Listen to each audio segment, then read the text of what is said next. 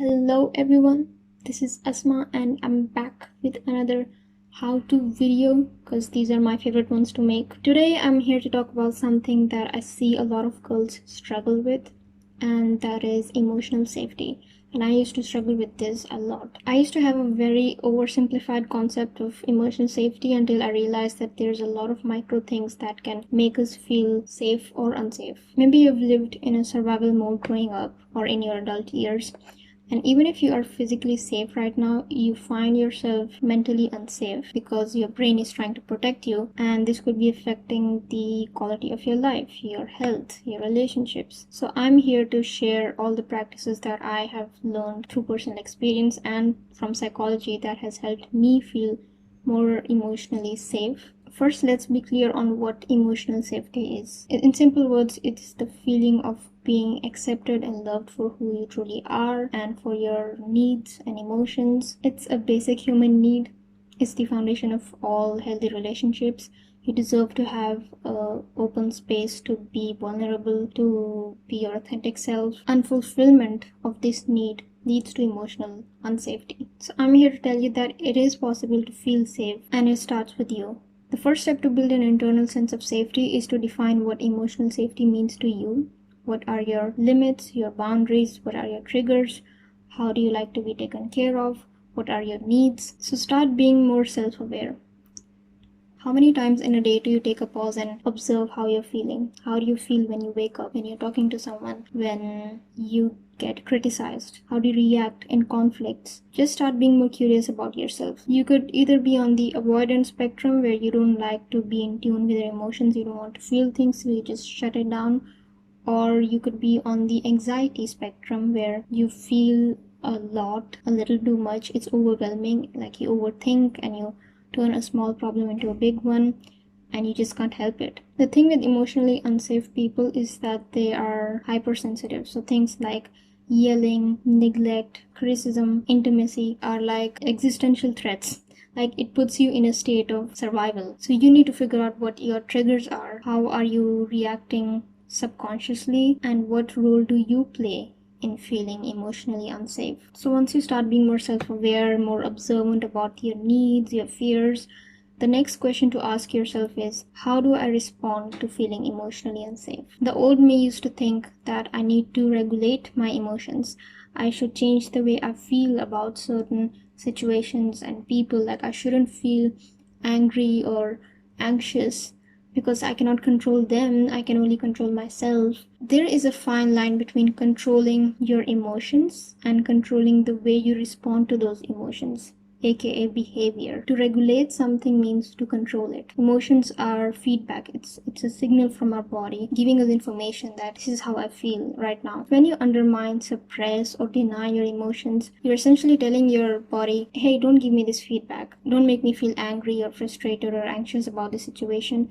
Make me feel okay right now. But what if, instead trying to control how to feel, we try to control the behavior that follows the emotions? Instead of reacting irrationally out of fear, take a pause and ask yourself, do I really want to do this? Is this going to help me feel better in the long run? Is there a chance my emotions could be disproportionate? Am I really unsafe, or is it my past trying to overshadow my present? The key is to not over-rationalize it, because sometimes we start overthinking about our overthinking. Your anxiety is not a puzzle that needs to be solved. Like, sometimes all you need is just some reassurance from a loved one, maybe some sleep, a shower, some self-care. So try not to overthink about this. Just take a pause and ask yourself these questions, because the more you do, the more you practice it, the easier it gets for you to distinguish between a problem, like an actual problem that needs your attention, or maybe it's just a state of overthinking that you just need to calm down. Like, you just need some reassurance and you just need a reminder of the truth. Now, if you want to learn how to regulate your behavior, how to release those emotions in a healthy way, that's where journaling, meditation, exercise communicating your needs come in, these practices will move you away from the path of destruction. This is true self-mastery. Self-mastery isn't, okay, I'm frustrated, I'm just going to lock myself up in my room, or I'm going to go for a walk and then come back and pretend that everything is fine. That's just avoidant behavior. So the essence of everything I just said is that you can feel hurt, disappointed, angry, powerless, and still choose how you respond to those emotions. The next thing we need to work on is to openly communicate our needs without feeling guilty, without over explaining yourself. Because only you know how you feel about a certain situation. You cannot expect others to feel exactly how you feel or to understand you 100%. Your job is to just communicate your needs, so at least they know that how you feel about something, and just observe if they will follow through. Normalize difficult conversations, normalize talking about your emotional struggles, and be okay with asking for help. Surround yourself with emotionally intelligent people who will try to understand you. They'll try to show up in a way that will accommodate your needs. Trust me, it's not rocket science to understand your needs. If you understand your needs completely and if you know how to communicate them in the right way, then others can understand. Stop invalidating yourself and stop seeing yourself as a difficult person. The next step to feel more emotionally safe is to calm your nervous system. How do you do that? By slowing down, being present, keeping your phone away.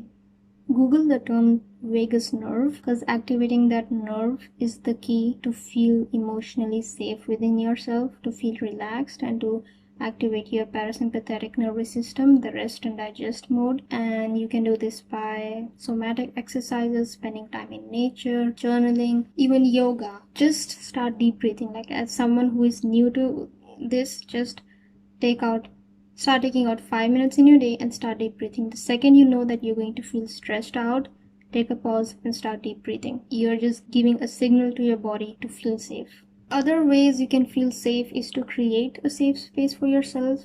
I'm a firm believer of, creating a physical space where I can feel safe. This room is like a sanctuary for me. Whenever I feel stressed out or anxious or overwhelmed, I just come here and I just meditate for a while. I spend some time alone, and it's like, half of my problems are solved. Maybe it's talking to a friend, some self-care. Just find ways to self-soothe.